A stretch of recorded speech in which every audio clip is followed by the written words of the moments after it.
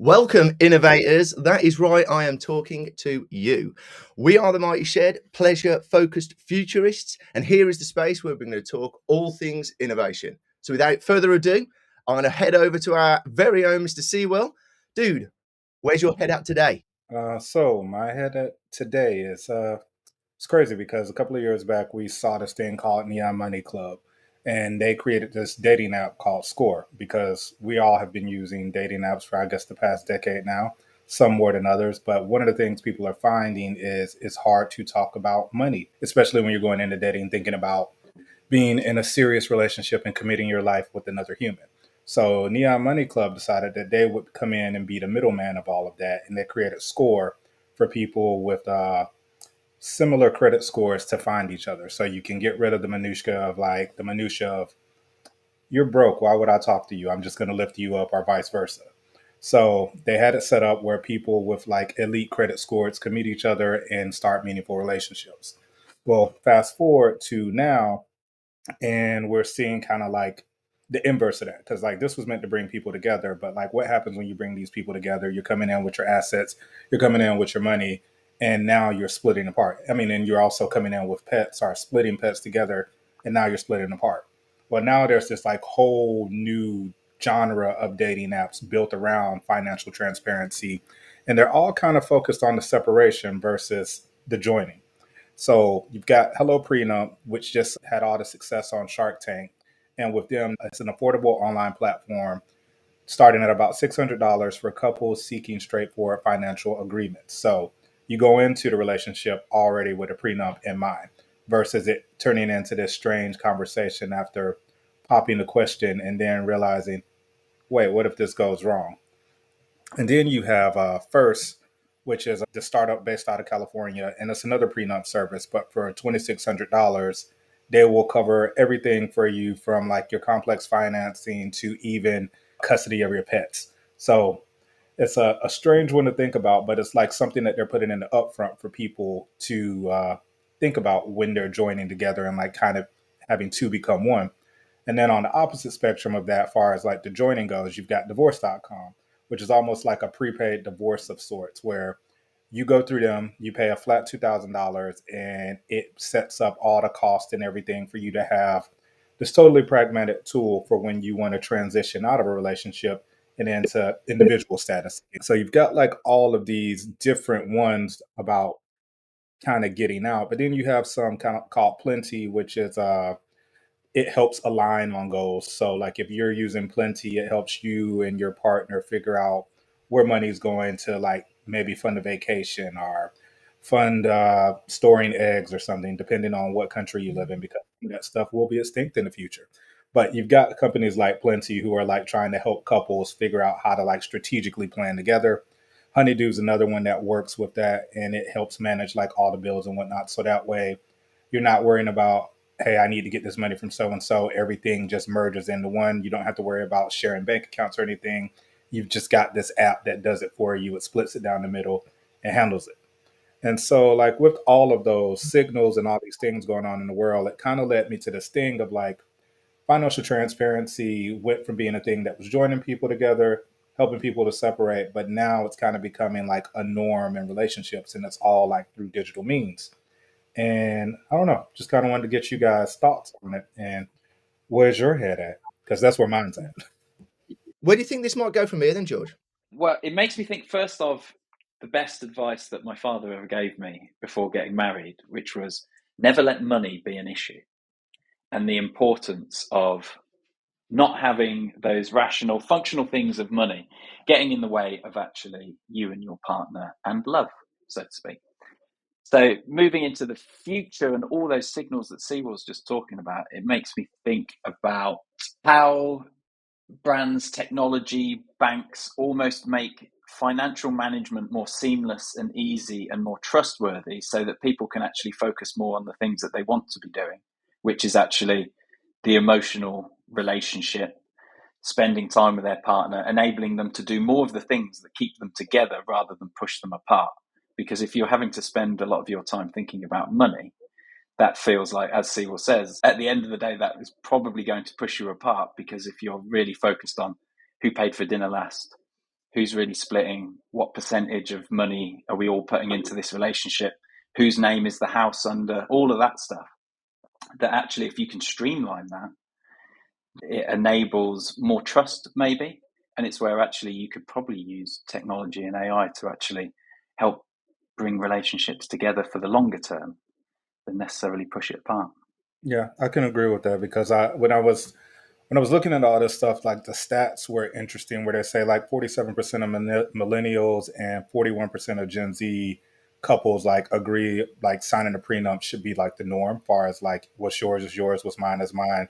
But they do want to have like financial like transparency between each other of like, what do you want to do? What do I want to do? How do we work on this together? So I think these apps do help like with kind of creating those goals and getting rid of like the worry in the back of the mind of like, are you helping me or are you hurting me type situations. But I think it's like a super interesting shift when it goes into like all of this and you kind of see the numbers of like what people actually want. Yeah, it's so interesting because I was talking to somebody yesterday who's a very good friend of ours. They have divorced. They have divorced. I was at their wedding and they have divorced. Thankfully, this couple, one of the halves, got encouraged to do the prenup, and it caused a bunch of family drama. But they went ahead, they went through the process, and so now that the parting of ways needs to happen, the fact that everything had been laid out before in advance was almost like while there was drama happening with the separation and the emotions of parting, the one thing there wasn't drama about was the pre-agreement because everything had already been sorted through. So I think it's super interesting to think about where it could go in the future because the idea that you can anticipate most of life's disasters that could come your way, and as more millennials and Gen Z and eventually Alpha come into life adulting later and later and later, does technology actually help us with that adulting? Do we get transparency to the extreme of, I don't know, this is crazy, but, shower water usage hours? Transparently, while the bill may have been £100, 20% of that time was your showers, Sewell, not mine. So I'm doing 20 water and you're doing 80, or if that came down to, remember in some of the councils in England when people started snooping on each other's compost bags and just like, you didn't properly sort your recycling, 20% of it is mine, 80% is there. So it's interesting taking the awkward and, like you said, Sewell, it's like taking the awkward and using tech to make it normal. This is normal. This is how we split things. This is how we do things. It's all good. Yeah, definitely. Because I mean, even over the summer, like when I was in Greece, I was there for like a week with like a group of my friends. And my friend group's like very much, oh, I got this one, you got that one. But like we went with our very analytical German friends and they had like this app where I think it's called Splitwise or something like that. And everything was set up through Split. Like like anything that they did, they were like, take pictures of your receipts and we'll just put it in Splitwise. And we're like, it took us a minute to grasp the idea of like, what do you mean? If I just bought this dinner for all of us, it's cool. You get the next one. But it was like, no, this makes it better. And we're just like, does it? But I mean, I think it's gonna be one of those things of like getting used to that type of thing because Gen Z, they're here for it. They understand it. They get it. Whereas like my generation, it's kind of we go round for round. That's what me and my boys say when we go to the bar. It's like, all right, we go round for round, which means I'll get the first round, you get the second round. We'll sort out food. We'll have a good time. It usually ends up being we've all spent a similar amount of money, but maybe the transparency of something like Splitwise or like these other apps, it is the way of the future. But I guess it's just getting the process normalized. Well, I guess that's also what there were certain joys to financial transparency, obviously, because communication, everyone's on the same page. So if you have a prenup, it encourages those good conversations so they don't have to be really difficult later on. But also to that generational point you're talking about, Sewell, like sometimes you want to be slightly unconscious with your spending and you're just Yes. spending for pleasure and you're having fun with your friends. And so you're not necessarily like, I've prescribed £50 for my evening and oh my God, I'm not going past this point. See you later, guys. And it's trying to find those areas of financial transparency where people are willing to have unconscious spends, so to speak. You wake up the next day, you've spent £150 because you had a really good night with friends that just led to something else. And it makes me think of the example of when Deliveroo, I think they did it last year, but definitely the year before, where they tried to do their version of the Spotify end of year. And Deliveroo did it, but people were actually upset with it because they didn't want to know how much money they'd spent on Deliveroo over the course of the year. Because that actually, I think it was Monzo, because Monzo did their end of the year. And so people knowing exactly how much I've spent on Deliveroo over the course of the year was actually quite a negative financial transparency, because it had been put in the unconscious, I've spent it. I don't need £1,000 to be waved in front of me at the end of the year when I've got Right. no money for Christmas presents. Right. I think that's like a really good point to make out of like, okay, transparency is not necessarily fun. So how can you have financial transparency and still get the euphoria and fun out of your day? How can you get the pleasure out of your day? Because like you said, when you have one of those nights and you're just kind of like, I really don't want to know. Here's my card. I'll see it in the morning. I had a great time. But now you kind of get like a ping and you're seeing like a tracker throughout the night of like, this is how much was spent. Like, are you really having fun anymore? Because now you're trying to like work within those boundaries. So there's an app for you. It's the Fun Money Fund. And what you can do with all of these, with your prenup app, with your spending app, your Uber app, every time you can do like one of those roundups, round up to the next nearest. The roundups go to your Fun Money Fund, and the transparency there is no transparency. You spent 100% of it. You spent none of it. With that said, I actually do have an app. It's Plum. It's an online sort of banking sort of app. It's like mainly a savings app. And when you say like the roundups, like I use that as my little sort of fun fund, because Yeah. I'll just consciously spend throughout the week, throughout the month, etc. But with every purchase that I make, rounds it up, and everything just gets put into this little pot that I almost forget about. But then come to go and look at it, I'm like, incredible. There's an extra That's £50 here. Do I go and just have ultimate pleasure with this £50 and just go and blow it straight away? Or shall I build it up and then go and even have more pleasure some months later on? Nice Yeah, little bonus. that's my roundup too. Like that's my end of the year watch fund. It's like, did I make enough? Do you have a no money fun? Because that's the best fun of all. The kind of fun you don't have to spend any money on. No money fun. I would love to have a no money fund. I always joke all the time about like I would just want one day, like one day out of the whole year that there's no random transaction that pops up. No one spent any money. I didn't spend any money. It was just like a net zero day. I would love Yeah. that. Just one day. I mean, pretty much only thing that would be on my list for no money fun day that I know I can do successfully and spend no money is just go to the pitch and play footy all day. That'd probably be it. Just something like go for a hike, play some footy. I can't even say have a meal because you have to buy the food and whatnot, but maybe my garden's in bloom and I've got like lots of vegetables and stuff. I've got a crossbow. I can go kill something.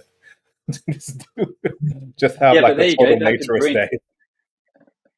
But that could bring you and Priscilla together, because you could cook everything that's left in the cupboards and the freezer that you've had for months and never used.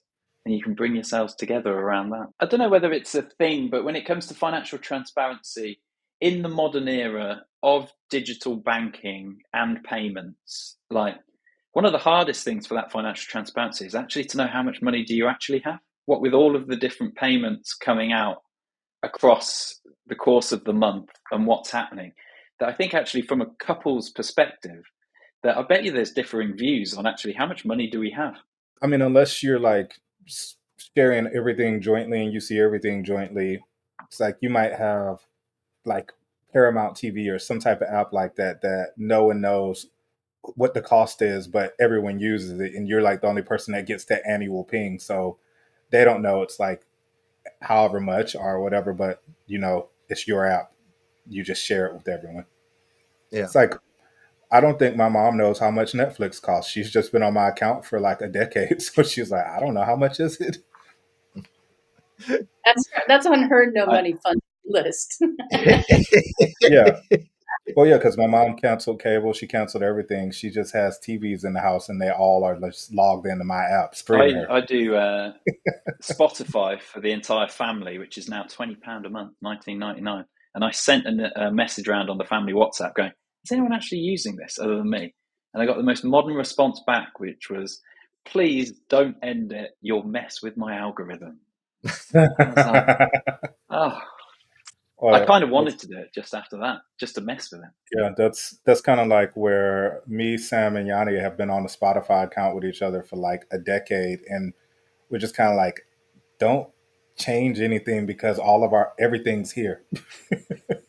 What are the key takeaways from today, do you think? Today, what I think is interesting for me with joining is there's still so many problems yet to be solved. And I think this is a great example of like, who would be thinking about looking at prenups as a way of bringing people closer together or making separating your ways even easier, especially with generations growing up where they haven't done dating in person, where the Mm. whole relationship actually started because of technology.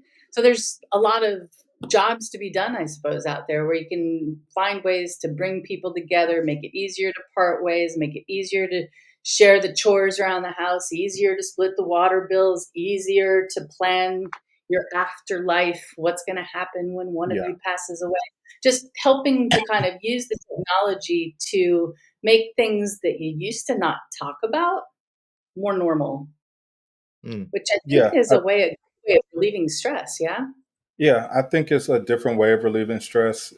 I also think it's just looking at the whole way this all came about from like Neon Money using the credit score thing to bring people together, but then like other startups looking at that as like, okay, that was a way in, but what about all these other things? So it's like, I feel like we'll expect more startups to come that will cater to every stage of the relationship cycle. It's not always about meeting up. It's also how do you walk away from this, or like how do you continue to grow into each other? And just thinking about that from the aspect of like, you know, friendships, clubs, groups, like all these other things that you could like look at new stages of like where you're at with something and how you can cater to those wants and needs that might arise. So I just think like more niche needs like this will come into play, and there'll be even more random apps that like make no sense to us, like in how like 10 years ago, you would have never thought that this would be something that people want. But now it is. Like you said, AG, it's kind of taking the stress out of like stressful conversations and putting them in the upfront and figuring out unique ways to get into them, because that's what all of these are doing now. The key takeaway for me is that financial technology and all the apps that we've been talking about have always tried to be like your coach or your buddy in your pocket. And that's where the last decade has gone.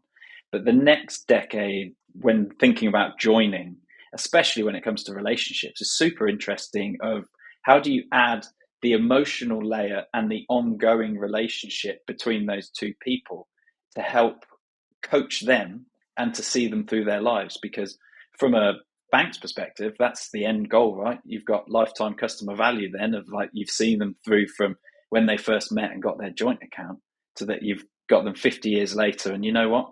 You got them an actual pension, which may be a bit harder than it used to be, depending on what age they will be. Mm. But I Yeah. think it's really interesting to see how technology will be able to add more of an emotional layer of how do two people come to the table and have conversations around money, and how can it help them through their life. So that they can all get what they want. Long-term Yeah. love. I think it's definitely joining. It's just about the nuances and layers of things. It's kind of like the pre, during, and post usage, so to speak. It's help me on ramp, help me enjoy my time, and should there be a place where our paths part, let's make that as joyful and as mindful as possible, because this is all about the mental well-being, right? So there's the love part in the middle, but afterwards there's the mental well-being, and stressing about all that money, especially in times of grief or separation or divorce when there's kids involved. It's a very stressful time. And this, I think, would tools like this, apps like this, conversations like this, most of all, the transparency around them, help to ease that mental stress to no end degree. Thank you very much, guys. Extremely interesting. Innovators at home, I'm sure you found that interesting as well. Stay tuned for the next one. In the meantime, futurepossible.com.